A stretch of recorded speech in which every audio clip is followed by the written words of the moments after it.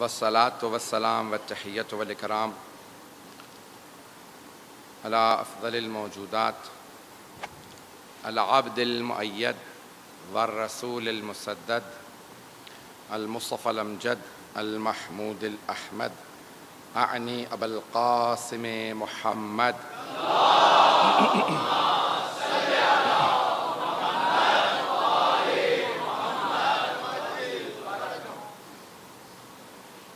وعلى روحه ونفسه وساهره ووصيه سيد الأتقياء والأصفياء مولى الموالي إمام المتقين علي بن أبي طالب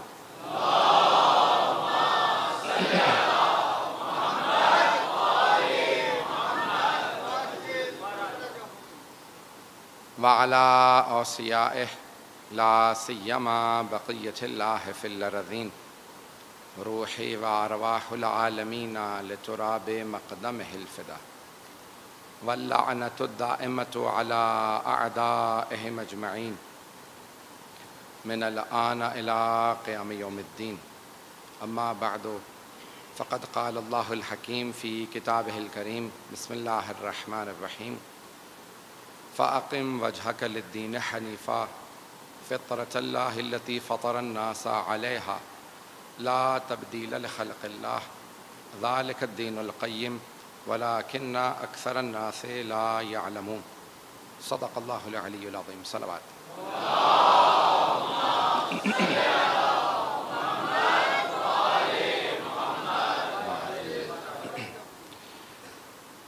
معرفت دین کے عنوان سے یہ عشرہ مجالس جاری رہے گا. ہم نے کہا کہ جاننے میں اور پہچاننے میں فرق ہے.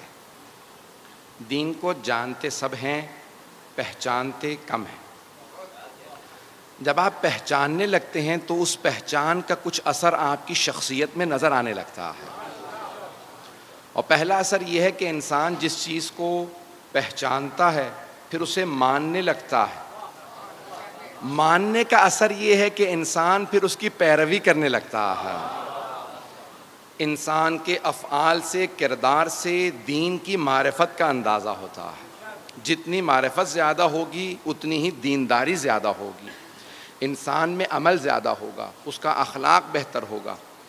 تو دینداری ضروری ہے. ہم نے گزشتہ کل میں یہ عرض کیا تھا کہ انسان کے اندر ایک مادہ ہے. اب یہ فطرت کے عنوان سے بھی میں کچھ مطالب پیش کروں گا، اس کو بھی سن لیجئے گا. اب یہ کیسے پہچانا جائے؟ دین تو بہت زیادہ ہیں دنیا میں، ادیان عالم بہت زیادہ ہیں. تو اب یہ کیسے پہچانا جائے کہ دین حق کون سا دین ہے؟ دین حق کی کچھ نہ کچھ پہچان ہونی چاہیے. باہر سے کوئی ہمیں آ کے بتائے نہ بتائے، ہماری عقل ہمیں بتاتی ہے دین حق کیا ہے. سب سے بڑی جو کسوٹی ہے، جو میزان ہے، جو کرائٹیریا ہے اللہ کی طرف سے دین حق کی معرفت کے لیے، وہ ہمارے پاس ہماری عقل ہے. ہم عقل پہ پہلے بھی بول چکے ہیں، گزشتہ 1-2 سال پہلے میں نے عشرہ بھی پیش کیا تھا. لیکن آج میں دین حق کے عنوان سے سب سے بڑی جو ہمارے پاس کسوٹی ہے، جو سب سے بڑا میزان ہے، وہ ہے عقل. نحنو عبید الدلیل، ہم لوگ دلیل کے، عقل کے غلام ہیں. بغیر دلیل کے کسی شے کو نہیں مانتے، اور ہمیں خود ہماری عقل دین حق کی طرف لے جاتی ہے. شاید میں نے کبھی پہلے پیش کیا ہو، لیکن یہ جملہ سن لیجئے گا. خود سائنسدانوں نے تحقیق کی ہے امریکہ میں، اور اس نتیجے پہ پہنچے ہیں کہ انہوں نے انگریزی میں جو لفظ استعمال کیا ہے، there is a God gene inside all of us. ہم سب میں ایک ایسا جین پایا جاتا ہے جسے گاڈ جین کہا جاتا ہے، یعنی جو ہمیں خدا تک لے جاتا ہے. ہر انسان میں کچھ ایسے جینز ہیں جو اسے خدا تک لے جاتے ہیں. انہوں نے یہ بحث کی ہے کہ کیونکہ ہم سب کے اندر ایک گاڈ جین ہے جو ہمیں خدا کی طرف لے جاتا ہے، تو ہر انسان اپنے اپنے خدا کو مانتا ہے. ہمارے علماء نے، خصوصاً علامہ حلی نے، آپ نے نام سن رکھا ہوگا، ان کی بہت سی کتابیں ہیں. کشف المراد عقائد پہ بہت بڑی کتاب ہے، لیکن باب ہادی اشر کہنے کو چھوٹی کتاب ہے لیکن بہت علمی اور گہری کتاب ہے. وہاں سے ایک دو مطالب پیش کروں گا, غور سے سنیے گا. علامہ ہلی فرماتے ہیں, کہتے ہیں کہ انسان کسی ایک خدا تک نہیں, اسی عقل کے ذریعے کسی ایک خدا تک نہیں بلکہ حقیقی خدا تک پہنچ سکتا ہے. اور وہ کہتے ہیں کہ یہی انسان کی عقل اسے اللہ تک لے جاتی ہے, جسے ہم کہتے ہیں انگریزی میں کہتے ہیں ایک گاڈ تک نہیں, دی گاڈ تک پہنچ جاتا ہے. اب جو انگریزی والے ہیں, تاکہ ان بچوں کے لیے پیش کر رہا ہوں, کیونکہ میں جانتا ہوں پاکستان میں بھی انگلش میڈیم زیادہ ہو گیا, ویلا میں سہارا نہیں لیتا انگریزی کا. کسی ایک خدا تک نہیں بلکہ اسی خدا تک, وہی جو خدا ہے یعنی جو اللہ ہے, جس کے لیے تمام انبیاء نے کہا ہے لا الہ الا اللہ, اس خدا تک ہمیں عقل لے جاتی ہے. کیسے؟ اب دلیلیں سنیں گے علامہ ہلی کی. علامہ ہلی کا پورا نام ہے یوسف ابن مطہر الحلی, نام یوسف ہے, یوسف ابن مطہر ہلی. 750 سال پہلے گزرے ہیں علامہ ہلی. حرم امیر المؤمنین سے جب آپ باہر آئیں گے تو الٹے ہاتھ پہ ایک کمرے میں ان کی چھوٹی سی زمین پہ قبر ہے, کیونکہ وہاں بڑی قبروں کی گنجائش نہیں, کوئی مولا کائنات موجود ہے.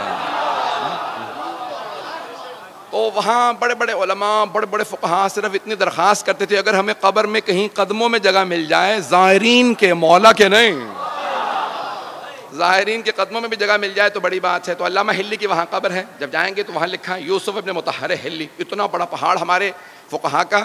اور جب ان کا انتقال ہوا, ان کے بیٹے فخر المحققین ان کے بیٹے ہیں, بہت بڑے ہمارے فقیہ ہیں, تو ان سے پوچھا کہ آپ نے اپنے بابا کو خواب میں دیکھا؟ کہا ہاں میں نے اپنے والد کو خواب میں دیکھا.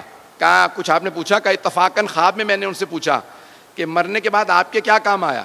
تو آپ نے خود ہی فرمایا, علامہ ہلی نے اپنے بیٹے سے کہا دو چیزیں بہت زیادہ کام آئیں. پہلی کتاب الالفین, انہوں نے کتاب لکھی, اس کا نام ہے الفین. الفین یعنی 2000, الف کہتے ہیں 1000 کو, الفین یعنی 2000. 1000 دلیلیں مولا علی کی افضلیت پہ, اور 1000 دلیلیں ان کے خلیفہ بلا فصل ہونے پہ.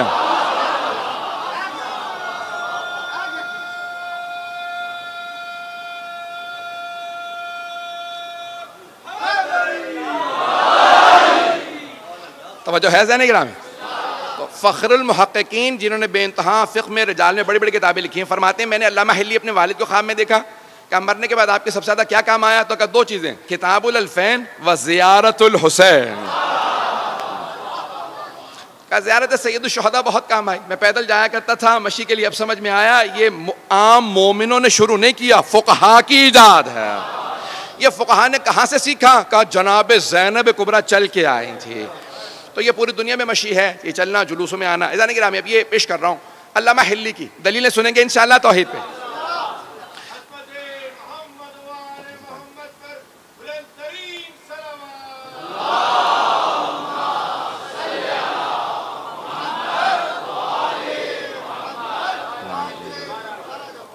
علامہ ہلی فرماتے ہیں, کہتے ہیں کہ کسی ایک خدا تک نہیں بلکہ حقیقی خدا تک, اللہ سبحانہ و تعالیٰ تک انسان عقل سے پہنچ سکتا ہے. کہ اگر کوئی جنگل میں بھی پیدا ہو اور جنگل میں پیدا ہونے کے بعد بڑا ہونے لگے اور سوچے یہ اتنی بڑی کائنات ہے جو میں ساری کور ہی نہیں کر سکتا, ہر جگہ جا نہیں سکتا, چل پھر نہیں سکتا, یہ زمین اتنی بڑی ہے, باہر اتنے ستارے نظر آ رہے ہیں, مجھے کچھ سمجھ میں نہیں آ رہا, یہ خود بخود وجود میں آ سکتی ہے؟ تو خود بخود کہے گا اتنی پیچیدہ کائنات خود بخود وجود میں نہیں آ سکتی, کوئی بنانے والا ہونا چاہیے. اچھا وہ جو بنانے والا ہے یعنی خالق ہے, کیونکہ خود بخود چیزیں وجود میں نہیں آ سکتی, تو وہ خالق آیا بغیر طاقت کے ہو سکتا ہے؟ تو خود ہی کہے گا نہیں, اتنی پیچیدہ کائنات ہے, اتنی مشکل ہے, بنانے والے کو قدیر تو ضرور ہونا چاہیے, اسے قدیر ضرور ہونا چاہیے. تو اب وہ بنانے والا جاہل ہو سکتا ہے اتنی پیچیدہ کائنات بنانے کے لیے؟ تو نہیں, اس کا مطلب ہے اسے علیم بھی ہونا چاہیے. آیا بنانے والے کو کبھی موت آ سکتی ہے؟ کہ نہیں, پھر یہ نظام چلے گا کیسے؟ اس کا مطلب ہے بنانے والے کو حی و قیوم بھی ہونا چاہیے.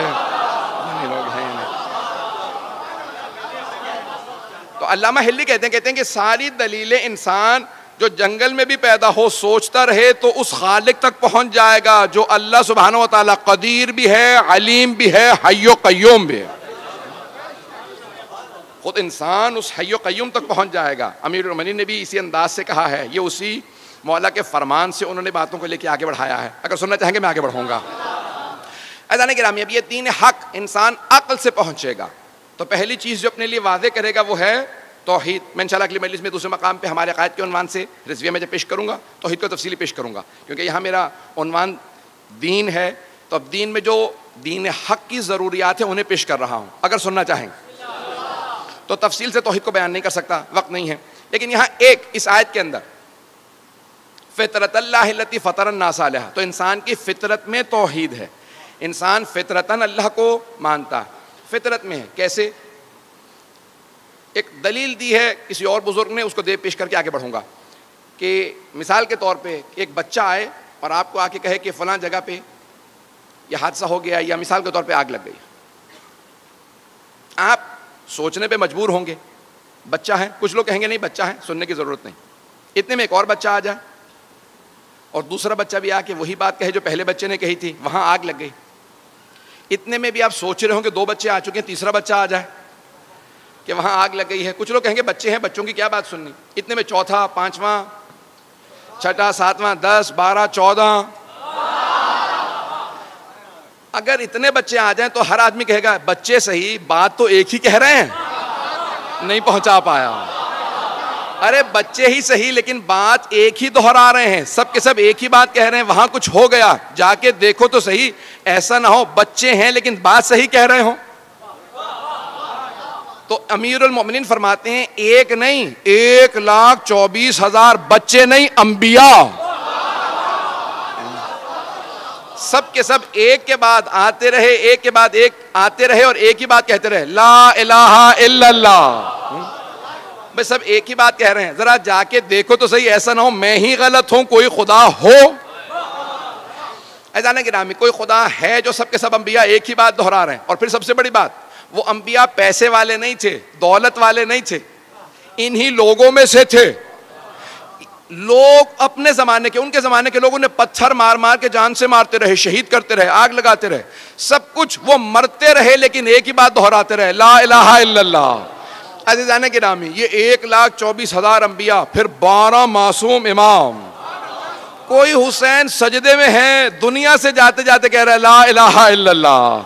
عزیزان گرامی، یہ سب دلیلیں ہیں کہ کوئی ایک خدا ہے. تو دین حق وہی راستہ ہے جو ایک خدا کی طرف دعوت ہے. جو دین حق ایک خدا کی طرف دعوت ہے وہ دین حق ہے.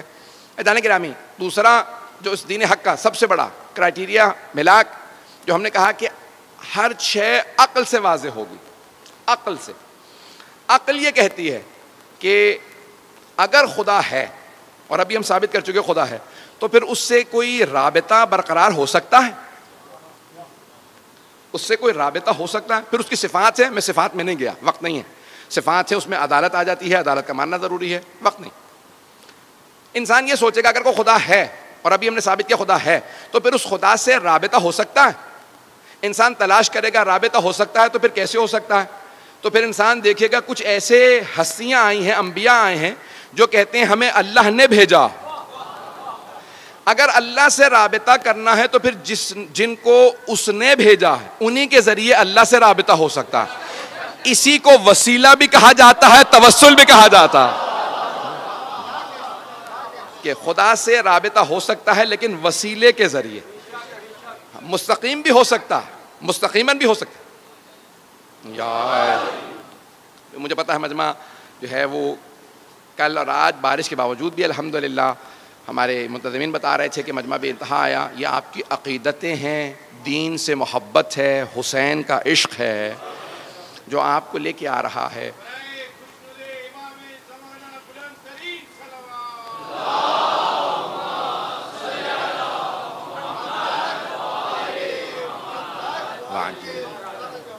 تو اب اس رابطے کا اللہ سبحانہ و تعالیٰ نے جب انسانوں کو خلق کیا تو اب وہ ان کے لیے کوئی انتظام بھی کرے گا.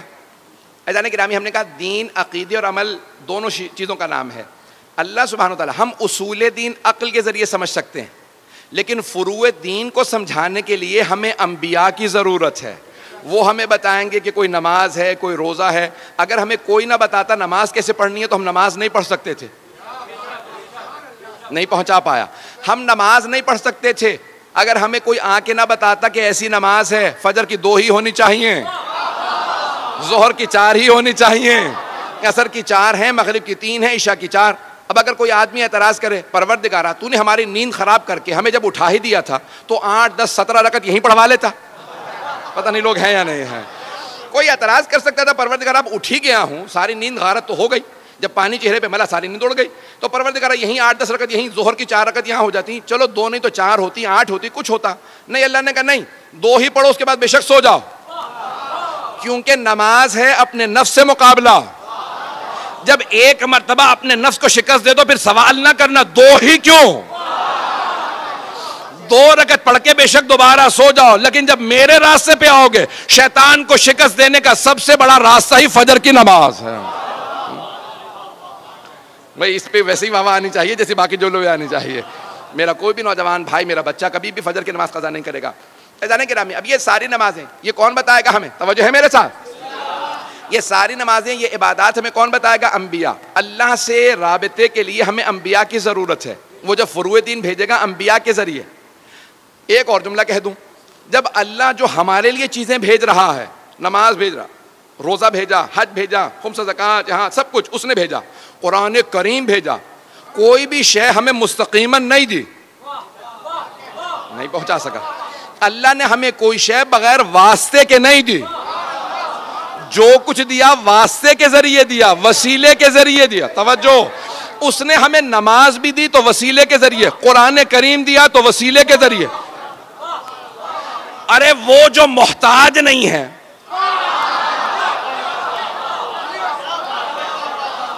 وہ اللہ جو کریم ہے، صمد ہے، لم یلد ولم یولد ہے، محتاج نہیں ہے، جب وہ بھیج رہا ہے تو وسیلے کے ذریعے. تو جب ہم یہاں سے بھیجیں،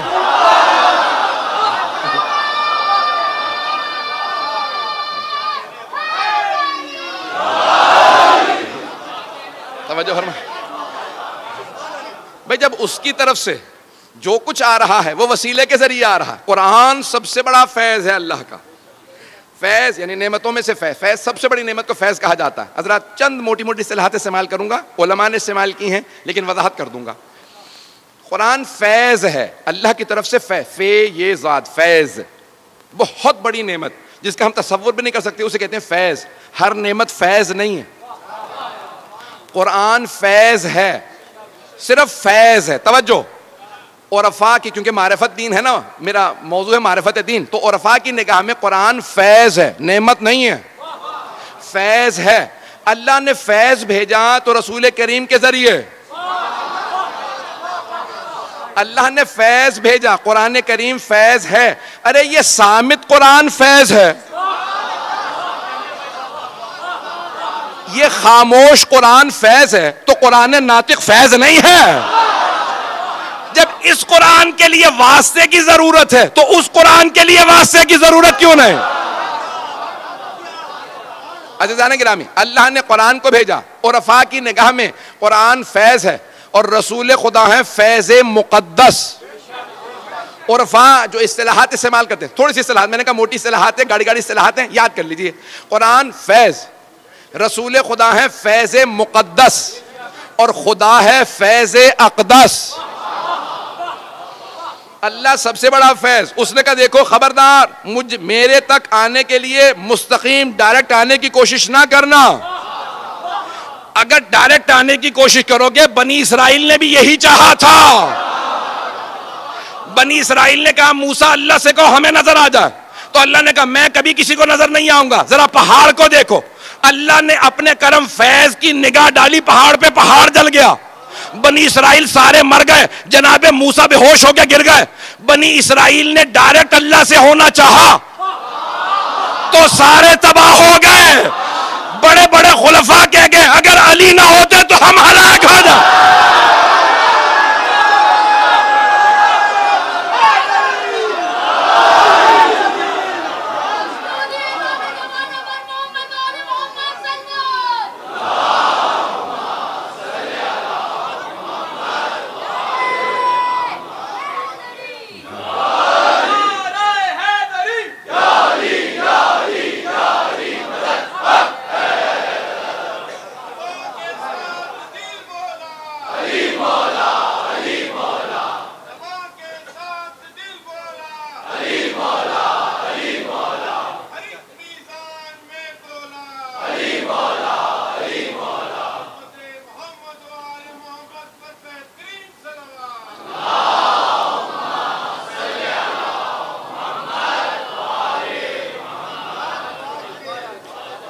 توجہ فرمائے جانے گرامی.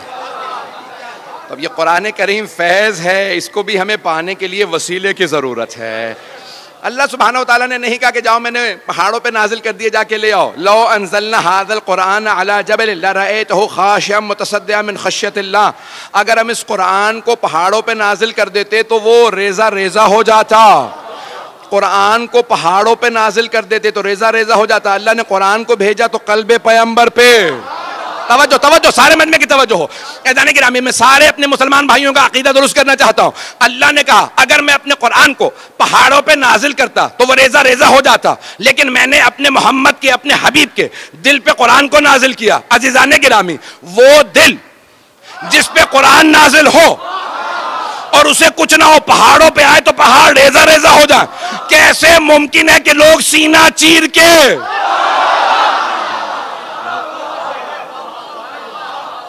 کیسے ممکن ہے کہ اس دل کو دھونے کی ضرورت ہو؟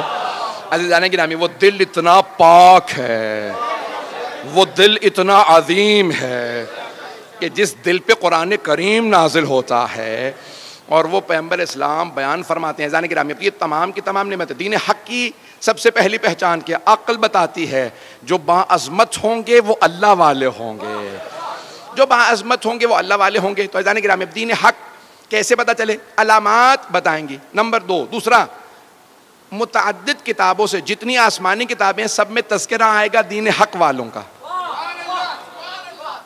بشارتیں آئیں گی ساری کتابوں میں. جو بھی کتاب اللہ کی طرف سے آئی ہو اس میں بشارت ہوگی کہ تمہارے بعد بھی کوئی آنے والا ہے, کوئی آخری نبی آنے والا ہے, اس کا کوئی ولی آنے والا ہے, اس کا کوئی حسین آنے والا ہے, اس کا کوئی مہدی آنے والا.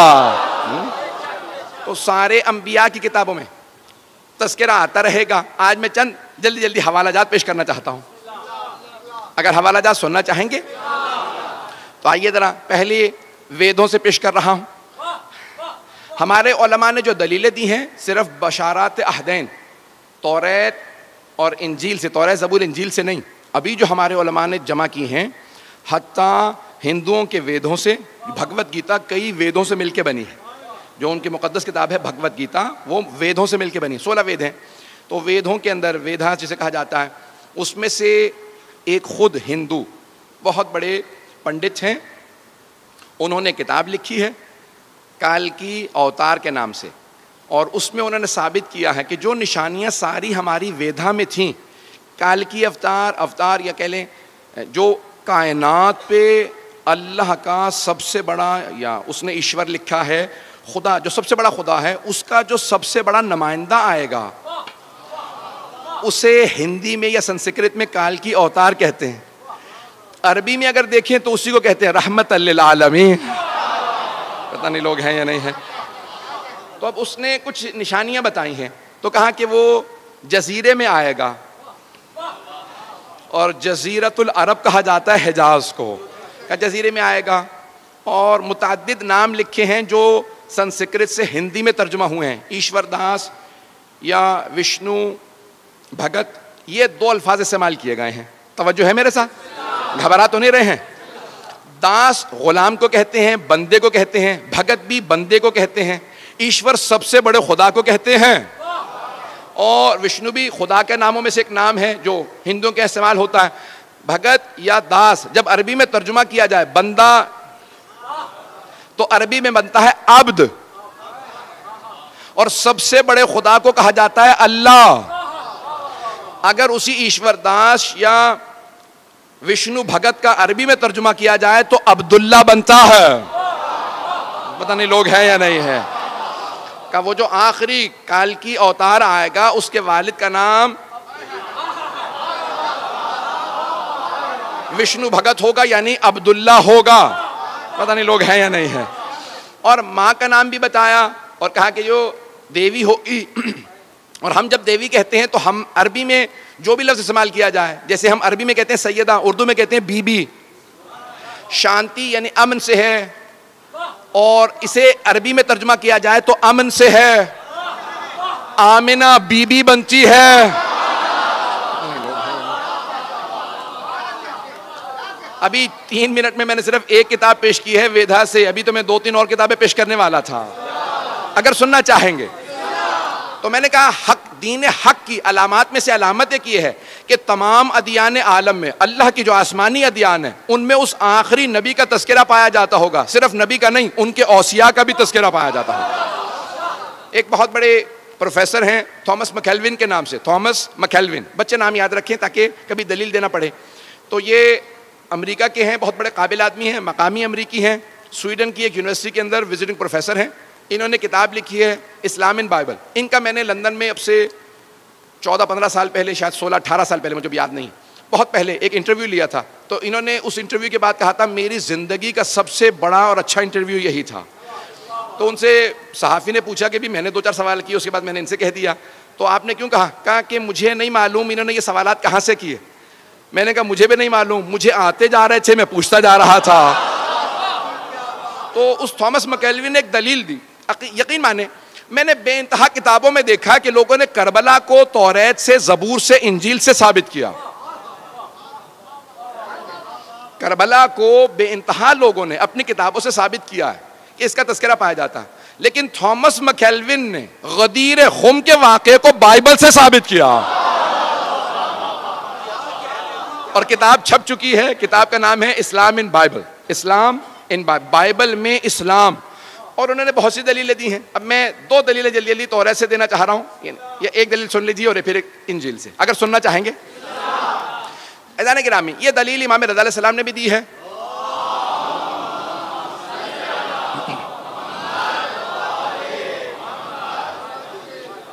میرا یہ 7واں سال ہے، 7واں عشرہ ہے آپ لوگوں کے ساتھ، اور 7 سال پہلے جو پہلا عشرہ تھا وہ زندگانی اہل بیت پہ تھا، اس میں نے امام رضا یعنی ائمہ پہ پڑھا تھا، امام کا مناظرہ پڑھا تھا، وہاں پہ چند جملے پیش کیے تھے، آج سن لیجئے گا۔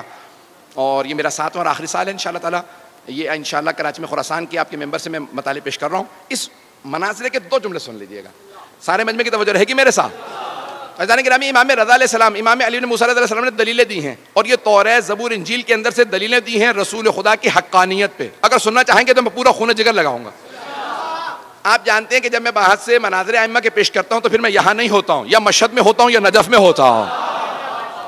مجمع کی توجہ میرے ساتھ رہے گی۔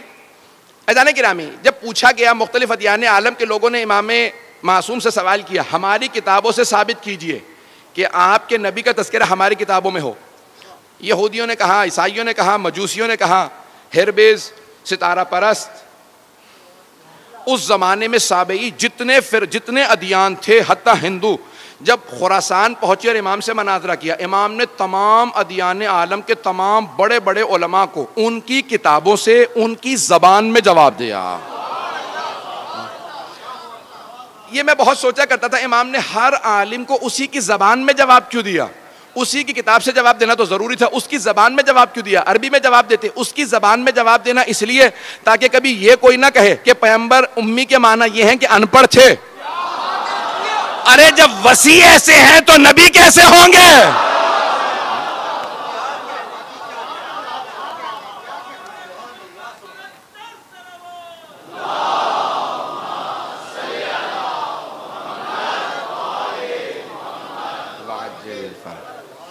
تو ایک مرتبہ مامون نے مناظرہ رکھا تھا، مامون رشید، نام آپ نے سن رکھا ہوگا، بنی عباس کے خلفاء میں سے ہارون رشید کے بعد اس کے دونوں بیٹے امین اور مامون۔ مامون ایران پہ حکمران تھا، حاکم تھا، بعد میں اپنے بھائی کو قتل کرنے کے بعد پوری حکومت اس نے قبضے میں لے لی تھی۔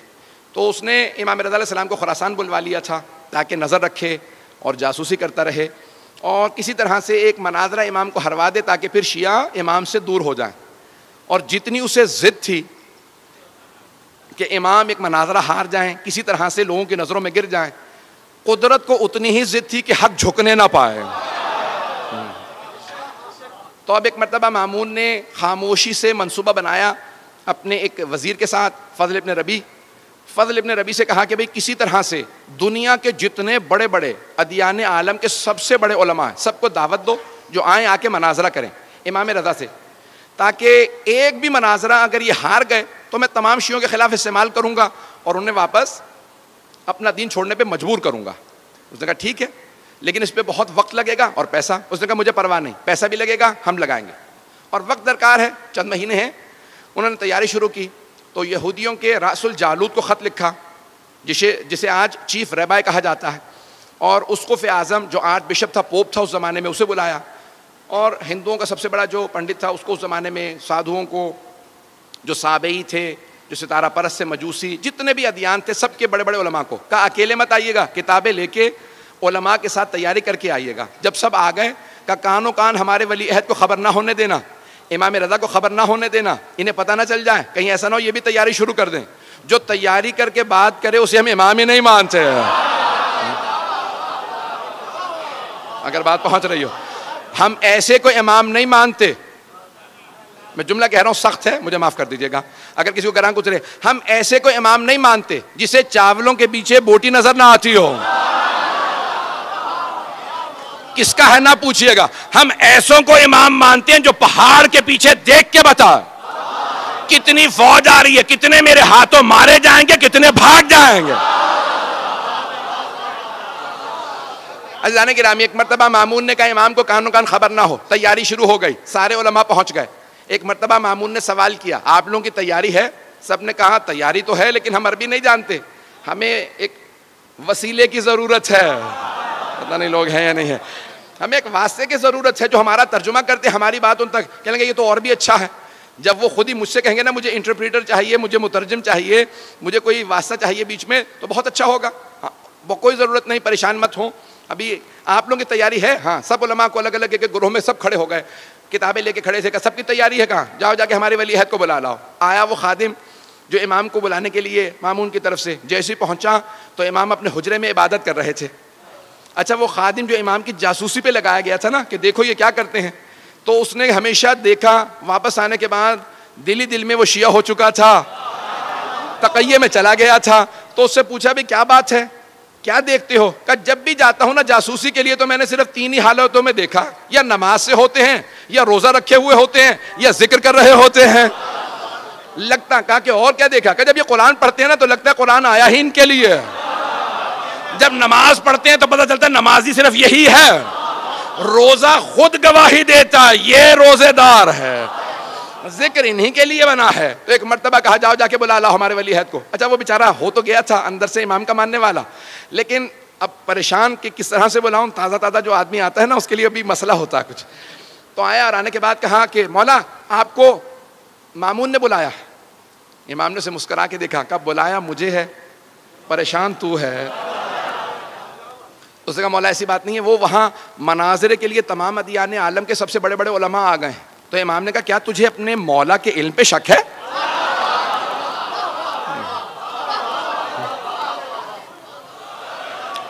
بس ایک مرتبہ امام نے کہا کیا تجھے اپنے مولا کے علم پہ شک ہے؟ اس نے کہا نہیں مولا آپ کے علم پہ کوئی شک نہیں, لیکن مولا یہ جو مناظرہ کرنے والے ہوتے ہیں نا یہ بات ایسی گھما پھرا کے کرتے ہیں کہ سوال کچھ ہوتا ہے جواب کچھ بنتا ہے. تو میں گھبرا یہ رہا ہوں کہ مناظرے کے لیے وہ تو تیاریاں کر کے آئے ہیں. مولا نے کہا سن, چہرہ میرا نہیں مامون کا دیکھنے والا ہوگا. جب میں ہر عالم کو اسی کی زبان میں اسی کی کتاب سے جواب دوں گا تو چہرہ مامون کا دیکھنے والا ہوگا. بس بے وقت نہیں رہا, جلدی جلدی مجھے دلیلیں پیش کرنا ہے. امام رضا علیہ السلام پہنچے. اب میں اپنے انداز سے پیش کروں کیسے آئے ہوں گے دربار میں. تو مامون نے ایک مرتبہ کہا خبردار کوئی امام کے لیے دروازہ نہ کھولے. وہ خود ولی عہد ہیں, کہ دروازہ وہ خود کھولیں گے. آپ کو پتا نا محلوں کے دروازے بہت بڑے بڑے ہوتے ہیں, کہ محل کے دروازوں کو وہ دھکیلیں, پردہ کوئی نہ ہٹائے. جبکہ سپاہی موجود تھے, کہ خبردار کوئی پردہ نہ ہٹائے. وہ خود چلتے ہوئے آئیں اور کوئی ان کی تعظیم میں کھڑا نہ ہو. جب وہ مجھ سے آ کے سلام کر کے اجازت مانگیں گے میں بتاؤں گا انہیں کہاں بیٹھنا ہے. ایک مرتبہ میں اپنے انداز سے پیش کر رہا ہوں, امام چلے. امام نے ولایت کی قبا اوڑھی, امامت کی ابا کاندھوں پہ رکھی, عصمت کا امامہ سر پہ رکھا, تولا کی تسبیح لی, تبرہ کا ڈنڈا لیا.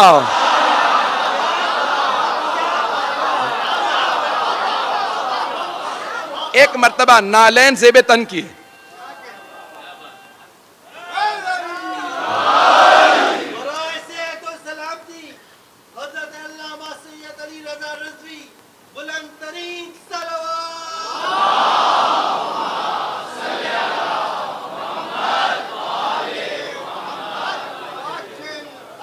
آپ حضرات کی محبت و عقیدتوں کا بے انتہا شکریہ. بس سن لیجیے گا, 5 سے 7 منٹ زحمت دوں گا. ایک مرتبہ امام چلے, جیسے ہی امام نے نالین سے بے تن کیے چلنے لگے تو میرا دل کہتا ہے زمین قدموں کے بوسے دے رہی ہوگی, آسمان سر پہ سایہ کر رہا ہوگا. جب امام کائنات چلے ہوں گے تو ایک مرتبہ ہوا چلنے لگی, خود بخود دروازے کھلنے لگے, پردے سر پہ سایہ کرنے لگے اور وہ تمام درباری جیسے کسی نے گریبان میں ہاتھ ڈال کے کھڑا کر دیا ہو، سب کے سب تعظیماً کھڑے ہو گئے. وہ جو تخت پہ بیٹھا تھا مامون، وہ خود بخود کھڑے ہو کے کہنے لگا فرزند رسول یہ آپ ہی کی جگہ ہے.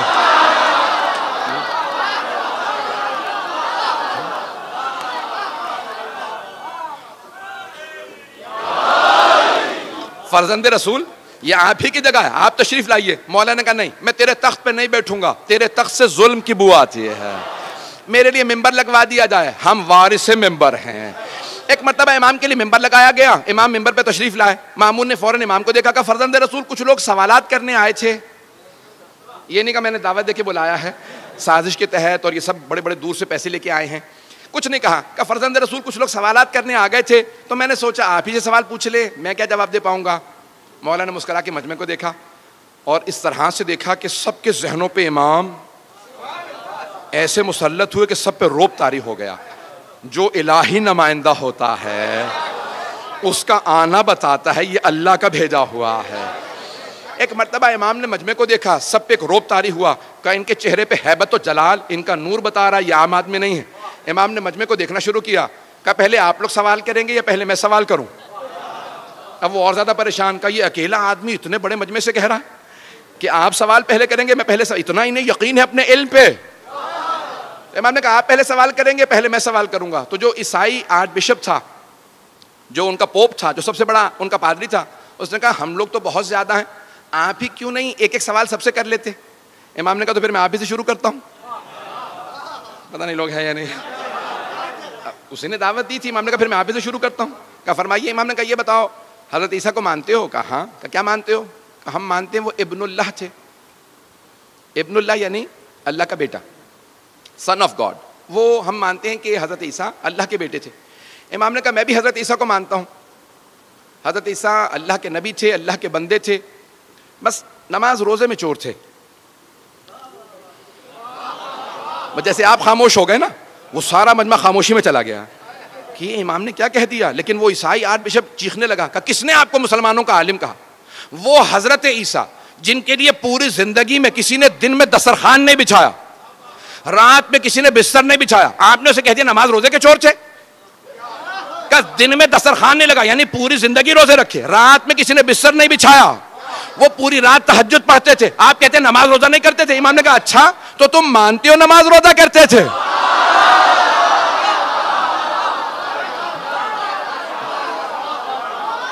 مناظر ایسے ہی ہوتا ہے.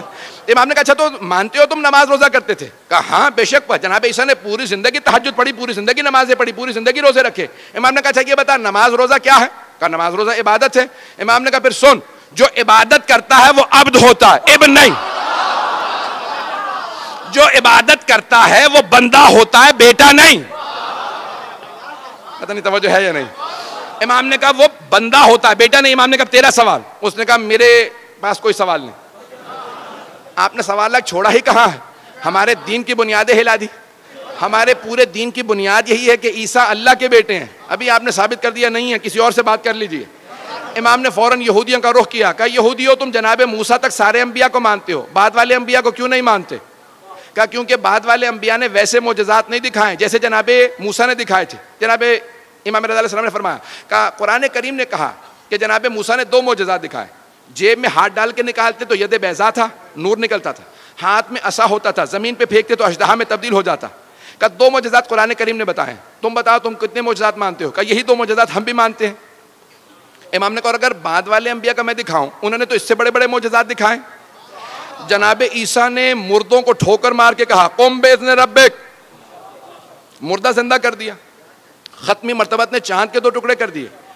کہ بعد والے انبیاء نے تو اور بڑے بڑے معجزات دکھائے، تم کیوں نہیں مانتے؟ کہ لیکن وہ بعد والے انبیاء کے معجزات ہم نے خود نہیں دیکھے اس لیے نہیں مانتے. امام نے کہا اچھا یہ بتا جناب موسیٰ کے معجزات تو نے خود دیکھے؟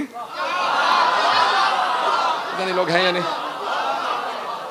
جناب موسیٰ کے معجزات تو نے خود دیکھے ہیں؟ کہ نہیں خود تو میں نے نہیں دیکھے، میں اس زمانے میں نہیں تھا 4000 سال پہلے، لیکن مستند کتابوں میں وہ معجزات آئے. امام نے کہا اچھا اور اگر میں مستند کتابوں سے جناب عیسیٰ اور جناب ختمی مرتبت کے معجزات ثابت کر دوں تو مان لے گا؟ کہ مان لوں گا لیکن آپ کے نزدیک مستند نہیں، ہمارے نزدیک مستند ہو. امام نے کہا اچھا یہ بتاؤ تمہارے نزدیک سب سے مستند کتاب کون سی ہے؟ کہا توریت. وہ جو یہودی راس الجالوت تھا نا چیف رہبر, وہ ذرا دور کھڑا تھا. امام نے کہا تمہارے نزدیک سب سے مستند کتاب کون سی؟ اس نے کہا توریت. امام نے کہا ذرا مجمع کو بتانا میری توریت کی تلاوت کیسی ہے. توریت کھولو. اس نے توریت کھولی. امام نے کہا دائیں طرف کے صفحے سے میں پڑھنا شروع کرتا ہوں. نہیں ہے مجمع میرے ساتھ. امام نے بھائی اب نعرے کا وقت نہیں رہا, کسی چیز کا وقت نہیں رہا. امام نے ایک مرتبہ عبرانی زبان کے اندر, عبرانی ہیبرو زبان میں توریت کی تلاوت شروع کی. جیسے امام نے تلاوت شروع کی, اس نے آدھا صفحہ سنا, فوراً توریت کو بند کیا. کہا رک جائیے, آپ وہاں ممبر پہ بیٹھے, میں یہاں کھڑا ہوں, یہ آپ کو پتا کیسے چلا میں نے صفحہ کون سا کھولا؟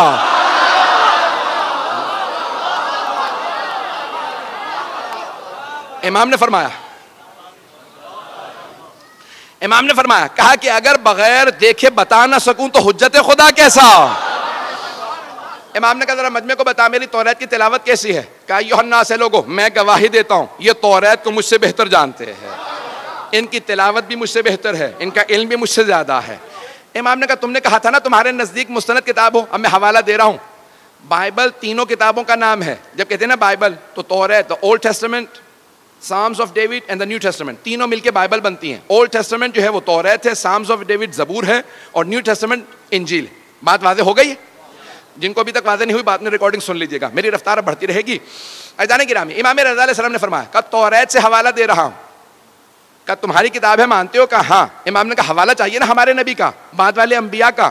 کہا ذرا توریت کھولو. سورہ تمہاری کتاب کا سورہ حبقوق, اس نے فوراً سورہ کھولا جو ٹرومنی انگلش کے اندر. امام نے کہا وہاں پہ آیت نمبر 11 سے لے کے 19 تک میں تلاوت کرتا ہوں اور سنتے چلے جانا. اب سارا مجمع سن رہا, مامون بھی دیکھ رہا کہ کیا ہوتا ہے, یہ توریت سے ثابت کر رہے ہیں. تو ایک مرتبہ امام نے بیان کرنا شروع کیا. امام نے کہا سنو, وَتَجَلَّى رَبُّكَ عربی میں موجود تھا. جب میں اس کا انگریزی میں ترجمہ کر رہا تھا نا کتاب کا, تو میں پریشان ہو رہا تھا. رات کے 12 بجے کے بعد کا وقت تھا کہ یہ 1200 سال پہلے امام رضا نے اس زمانے کی توریت سے حوالہ دیا. توریت زبور انجیل کو تبدیل کر دیا گیا, تحریف کر دیا گیا, توجہ بدل دیا گیا. یہ آج بھی حوالہ موجود ہے یا نہیں؟ 2007 یا 8 کی بات ہے جب میں ترجمہ کر رہا تھا. میں فوراً آن لائن ہوا. اس زمانے میں وائی فائی ابھی دستیاب نہیں تھا. میں نے جا کے دیکھا gospel.com پہ کہ گیٹ وے ٹو بائبل. میں نے دیکھا کہ بھئی یہ موجود ہے یا نہیں, عربی کی عبارت کو, کیونکہ شیخ صدوق نے عربی میں لکھا تھا. میں نے فوراً وہاں ٹائپ کیا تو آج موجودہ توریت میں امام کا حوالہ موجود تھا. میرا یقین اور زیادہ بڑھ گیا. ہم ایسے امام کی امامت کے قائل ہیں کہ جن کی نگاہیں دیکھ لیں توریت بدل جائے گی, لیکن تبدیل ہونے کے بعد بھی 1250 سال بعد جو حوالہ توریت میں رہے گا وہ حوالہ امام نے دیا. امام نے وہ حوالہ دیا. ایک مرتبہ امام نے کہا کھولو. اب وہاں پہ کہا وَتَجَلَّى, اب آپ کے رب نے اپنی وحی کو نازل کیا. وحی کو نازل کیا. Your lord sent his manifestation, انگریزی ترجمہ بھی وہاں پہ موجود ہے کہ آپ کے رب نے اپنے وحی کو نازل کیا. اللہ طور سینا, on Mount Sinai, طور سینا پہ. کہا یہ طور سینا پہ کس پہ وحی نازل ہوئی؟ تو فوراً وہ راس الجالوت نے, یہودیوں کے سب سے بڑے عالم نے کہا جناب موسیٰ پہ, دنیا جانتی ہے جناب موسیٰ پہ وحی آئے. کہا مانتے ہو نا؟ کہا ہاں. کہا ذرا اگلی آیات کی تلاوت کرو. اور وَتَجَلَّى رَبُّكَ, اور تمہارا رب وحی نازل کرے گا علی جبل السعیر, انگریزی میں تھا ماؤنٹ سائر. کا جبل سعیر پہ, ماؤنٹ سائر پہ, جبل سعیر پہ, کوہ سعیر پہ وحی نازل کرے گا. کہا بتاؤ یہ کوہ سعیر پہ کس پہ وحی آئی؟ ایک مرتبہ یہودی عالم خاموش ہو گیا. کہا میں نہیں جانتا. امام نے کہا کتاب تمہاری ہے, سورہ تمہارا, آیت تمہاری کتاب کی, ذرا ایک مرتبہ تم سننا, میں بتاتا ہوں. امام نے عیسائیوں کا رخ کیا. کہا اے عیسائیوں, کیا تمہارا عقیدہ ہے کہ جناب عیسیٰ پہ جبل سعیر پہ وحی آئی تھی؟ سارے عیسائیوں نے کہا ہاں ہم مانتے ہیں کہ جناب عیسیٰ پہ جبل سعیر پہ وحی آئے. امام نے کہا یہودیو, تم کہتے ہو مستند کتاب سے حوالہ دو تو مان لو گے, تمہاری کتاب میں تذکرہ ہے کہ بعد والے نبی پہ جبل سعیر پہ وحی آئے گی. کہ تمہاری کتاب ہے, حوالہ جناب عیسیٰ کا ہے, کیونکہ تمہیں معلوم نہیں کس نبی پہ. میں بتا رہا ہوں اور عیسائی بتا رہے ہیں کہ جناب عیسیٰ پہ وہاں وحی آئی. اب جیسے آپ میں سے بہت سے خاموش ہیں, سارے یہودی خاموش ہو گئے کہ کیا کیا جائے گا. عزیزان گرامی, مجھے پتا ہے کہ آپ کے سب حضرات کی توجہ کی وجہ سے میری طرف توجہ ہے کہ اگلا جملہ کیا ہوگا. امام نے کہا سن, آیت نمبر 18 اور 19 میں لکھا وَتَجَلَّى رَبُّكَ عَلَى جبل فاران, اور تمہارا رب جبل فاران پہ وحی نازل کرے گا. انگریزی میں نے ترجمہ دیکھا جبل فاران کا, تو لکھا تھا ماؤنٹ فیرن. ماؤنٹ پہ جبل فاران پہ. امام نے کہا جانتے ہو جبل فاران کہاں ہے؟ کہا ساری دنیا جانتی ہے, مکے کے پہاڑی سلسلوں کا نام جبل فاران. امام نے کہا اسی جبل فاران میں جو مکے کے پہاڑی سلسلوں کا نام ہے, ایک غار ہے جس کا نام ہے غار حرا. پوری دنیا میں صرف ہمارے نبی نے کہا مجھ پہ غار حرا میں وحی آئی تھی. کہا او یہودیو کتاب تمہاری ہے, حوالہ ہمارے نبی کا ہے.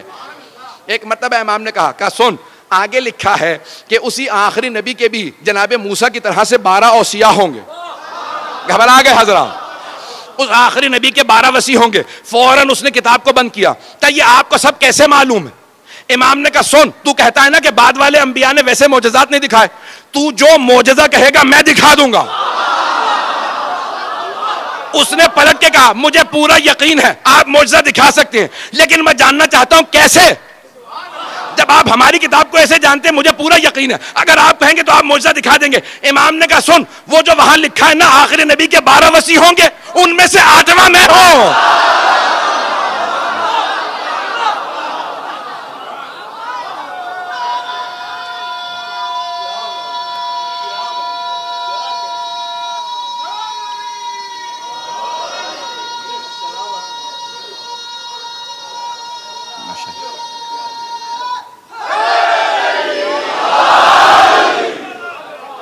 توجہ فرمائے جانے کی. دین حق وہ ہوگا, دین حق وہ ہوگا جس کی حقانیت کی دلیلیں تمام کتابوں میں ہوں گے. تمام آسمانی کتابیں گواہی دیں گی یہی دین حق ہے. دین حق کے جو پہنچانے والے ہیں وہ حبیب خدا ہیں, اور وہ بتا کے گئے ہیں کہ میری مقدس کتاب کا نام قرآن ہے, اور ان کے ساتھ میں اپنی آل کو چھوڑے جا رہا ہوں جو قرآن کے ساتھ ساتھ رہیں گی, یہ کبھی جدا نہیں ہوں گے. اب جو قرآن نیزوں پہ بلند کرتے نظر آئیں وہ آل کے اور قرآن کے دشمن ہیں, اور جو نیزوں پہ سر بلند ہو کے بھی قرآن سناتے نظر آئیں وہ وارثان قرآن ہیں, وہ آل محمد ہیں, وہ اوصیاء رسول خدا ہیں. تمام کے تمام مسلمانوں حتیٰ عیسائیوں نے گواہی دی ہے کہ جہاں جہاں سے نیزے پہ سید الشہداء کا سر گزرتا تھا قرآن کی تلاوت کرتا نظر آتا تھا. عزیزان گرامی, پہلی محرم گزر گئی ہے, سید الشہداء سفر میں ہیں, ابھی کربلا نہیں پہنچے ہیں, 2 محرم کو پہنچیں گے. جاننا چاہتے ہیں سفر کہاں سے شروع ہوا؟ یہ 28 رجب کو مدینے سے سفر شروع ہوا. زیادہ وقت نہیں ہے, میرا آپ سے وعدہ ہے ذرا کچھ دیر کے لیے میرے ساتھ مدینہ منورہ چلیے. وہاں ایک حسین اپنے نانا کی قبر سے وداع کرنے جا رہے ہیں. آپ کے ذہنوں میں ہے نا, یزید نے خط لکھا مروان کو, کہا کہ مجھے حسین کی بیعت چاہیے. امام حسین نے انکار کر دیا. بس بھئی وقت نہیں ہے کہ تفصیل میں جاؤں, ذہنوں میں واقعہ ہے آپ کے. جب کہا نا کہ بیعت چاہیے, امام نے کہا نہیں بیعت نہیں کروں گا. پھر تیار ہو جاؤ ہے حسین, یزید پھر فوج لے کے آئے گا. کہا نانا یہ آپ کا شہر ہے, میں نہیں چاہتا میری وجہ سے آپ کے شہر پہ حملہ ہو. مقدس جگہوں سے امام اسی لیے کوچ کر گئے, جانتے ہیں جنگ ہوگی, حملہ ہوگا, بیعت نہیں کروں گا. جب وداع کرنے گئے نا تو سب سے پہلے نانا کے روضے پہ گئے. جب نانا کے روضے پہ گئے, دیکھنا چاہیں گے کیسے گئے, قبر نبی پہ گئے. ابھی جناب ام سلمہ موجود تھیں. جیسے ہی امام حسین کو آتا دیکھا, جناب ام سلمہ نے کہا میرا لال, جناب ام سلمہ نے پالا تھا نا جناب سیدہ کے ساتھ مل کے, کہا میرا لال کیا بات ہے. کہا نانی اماں, میرے جد رسول خدا کی امت مجھے مدینے میں رہنے نہیں دے رہی, میں اپنے نانا سے وداع کرنے آیا ہوں. قبر سے لپٹے رونے لگے, یہاں تک کہ روتے روتے بے ہوش ہو گئے. اتنا روئے, نانا سے بڑی محبت تھی. رسول خدا گود میں لے کے امام حسین کو پیار کرتے تھے, زبان چساتے تھے, بہت پیار کرتے تھے. اتنی ہی امام حسین کو محبت تھی. قبر سے لپٹ کے رونے لگے. جب رو رہے تھے نا تو بے ہوش ہو گئے. تو اب الوقائع والحوادث میں مرحوم ملبوبی نے لکھا ہے, کہتے ہیں جب بے ہوش ہوئے نا تو ایک مرتبہ دیکھا رسول اسلام اپنی قبر سے اٹھے ہیں, امام حسین کو گلے لگا رہے ہیں. امام حسین نے خواب دیکھا کہ رسول خدا اٹھے, گلے سے لگایا. امام حسین کو ایک جملہ کہا, کہا نانا میرے لیے کیا حکم ہے آپ کا. کہ ان اللہ شاء ان یراک قتیلا، میرے لال مشیت الہی یہی ہے کہ آپ اپنی جان قربان کر دیجئے، راہ خدا میں جان دے دیجئے۔ کہ نانا مجھے جان دینے سے کوئی شکوہ نہیں ہے، لیکن نانا میری بہنوں کے لیے کیا حکم ہے؟ نانا میری بہنوں کے لیے کیا حکم ہے؟ تو ایک مرتبہ اب پیغمبر کی آنکھوں میں بھی آنسو آ گئے، پیغمبر کی آنکھوں میں آنسو، تو جانتے کیا فرمایا؟ کہ ان اللہ شاء ان یراہن سبایا، کہ مشیت الہی یہی ہے کہ انہیں قیدی بنایا جائے گا۔ اب روتے ہوئے اٹھے امام حسین اور نانی سے ملنے لگے۔ لوگوں نے پوچھا کیوں رو رہے ہیں؟ کہ میرے نانا نے بتایا ہے کہ میری شہادت ہوگی۔ کہ شہادت پہ رو رہے ہیں؟ کہ نہیں مجھے شہادت پہ کوئی رونا نہیں آ رہا۔ کہ پھر کس بات پہ رو رہے ہیں؟ کہ میری بہنیں قیدی بنائے جائیں گے، میں بہنوں کی قید پہ رو رہا ہوں۔ اجرکم اللہ۔ بہت روئے۔ اب یہاں پہ اہل سنت نے ایک روایت لکھی ہے، ہماری شیعہ کتابوں میں بھی ہے، کہ جناب ام سلمہ نے کہا بیٹا کہاں جا رہے ہیں؟ امام حسین سے کہا کہ نانی اماں میں کربلا جا رہا ہوں۔ جیسے کہا نا کربلا جا رہا ہوں، جناب ام سلمہ رونے لگی۔ کہا بیٹا کربلا نہ جائیے گا، آپ کے نانا نے مجھ سے کہا تھا اے ام سلمہ میرا یہ لال حسین کربلا میں مارا جائے گا۔ کہا نانی اماں وہ وقت آ گیا ہے، نانی اماں وہ وقت آ گیا ہے۔ بس بھی نکلے نا جیسے روضہ رسول سے باہر، تو جناب عبداللہ حضرت عبداللہ ابن عباس آ گئے۔ انہوں نے آ کے کہا کہ مولا کہاں جا رہے ہیں؟ حسین کربلا نہ جائیے گا، عراق نہ جائیے گا۔ عراق میں یہ جو کوفے والے ہیں نا، انہوں نے آپ کے بابا سے وفا نہیں کی تھی، بھائی سے وفا نہیں کی تھی، کوفے والے وفا نہیں کریں گے، آپ عراق نہ جائیے۔ مولا نے کہا میں شہادت کے لیے جا رہا ہوں، میں جانتا ہوں وہ وفا نہیں کریں گے، وہ مجھے مار دیں گے، میں شہادت ہی کے لیے جا رہا ہوں۔ تو جناب عبداللہ ابن عباس رونے لگے۔ کہا آپ شہادت کے لیے جا رہے ہیں؟ پھر مجھے سمجھ نہیں آتا بہنوں کو ساتھ کیوں لے جا رہے ہیں؟ کہا کہ ابن عباس، اے عباس کے بیٹے، میں جب شہادت دوں گا تو دین بچے گا اور میری بہنوں کی قید سے میری شہادت بچے گی۔ اب میں ایک سوال کروں آپ سے، بہنوں کی وجہ سے شہادت بچے گی، بہنوں کی مظلومیت کی دلیل کیا ہے؟ چھوٹے چھوٹے بچے، ایک چھوٹی سی بی بی جس کے کانوں سے بالیاں اتاری گئی تھی، جسے پورے رسے میں تماچے لگے تھے، جو خیموں میں بھی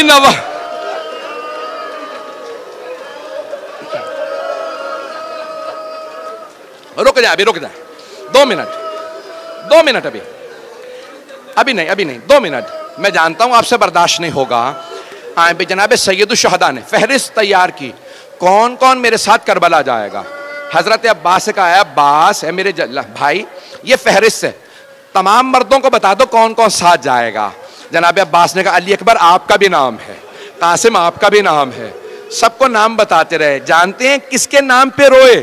ایک چھوٹا سا بچہ تھا، کسی بی بی کی گود میں تھا۔ اب بچے سے تو کہہ نہیں سکتے تھے کہ اس بچے، تو کس سے کہا؟ اس بی بی سے کہا کہ فاطمہ صغرا علی اصغر کا نام بھی۔ اجرکم اللہ، بس میں تمام کیا 2 منٹ کی زحمت۔ سب کو بتایا کس کس کا نام ہے، کہ آپ کا بھی نام ہے، مستورات کے بھی نام بتایا، کہ عباس راستے کے لیے پانی لے لیجئے گا۔ جناب عباس نے مشکیزوں پہ پانی بھرنا شروع کیا، پانی بھر کے اونٹوں پہ لادنا شروع کیا، بہت زیادہ پانی لیا۔ کہ نہیں مولا میں نے اتنا پانی رکھ لیا پانی ختم نہیں ہوگا، نہ جانے کون سا لشکر آئے گا جسے پانی پلا دیں گے۔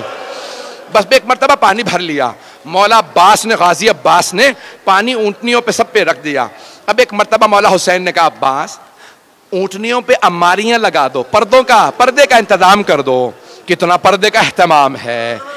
جوانان بنی ہاشم سے کہو کھڑے ہو جائیں، اب میرے گھر سے بیویاں آئیں گی۔ مولا مسند بچھا کے بیٹھ گئے، اندر سے خاتون آواز دیتی کون سی بیوی آ رہی ہے؟ مولا اسی طرح سے آواز دیتے، اونٹنی آ کے بیٹھتی، مولا آواز دیتے، اندر سے آواز آئی حسن مجتبیٰ کی بیوہ آ رہی ہے۔ جناب ام فروہ کے آنے پہ مولا حسین نے آواز دی قاسم ماں کا بازو تھامو سوار کرا دو۔ سارے مصائب میں نے چھوڑ دیے، اتنے میں کسی اندر سے خاتون نے کہا لیلا آ رہی ہیں۔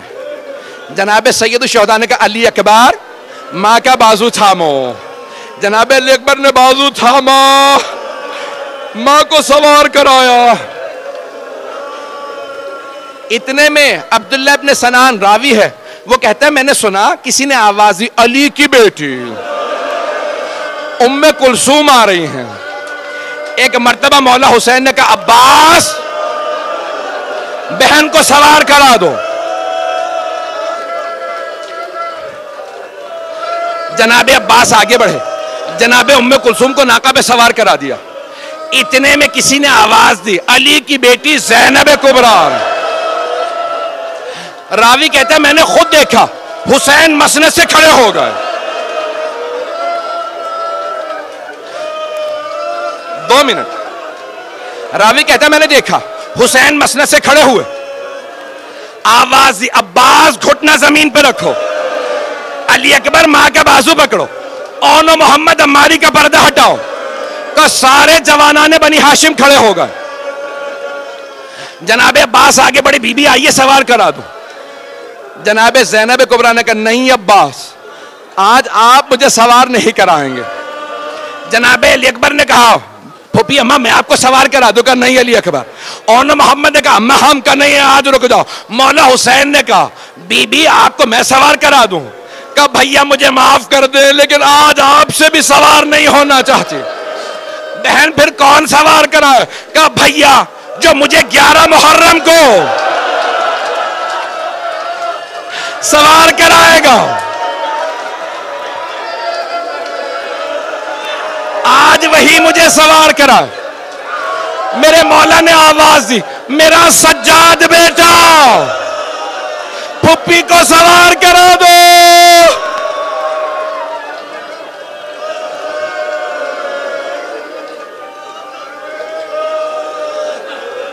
الا لعنت اللہ علی القوم الظالمین۔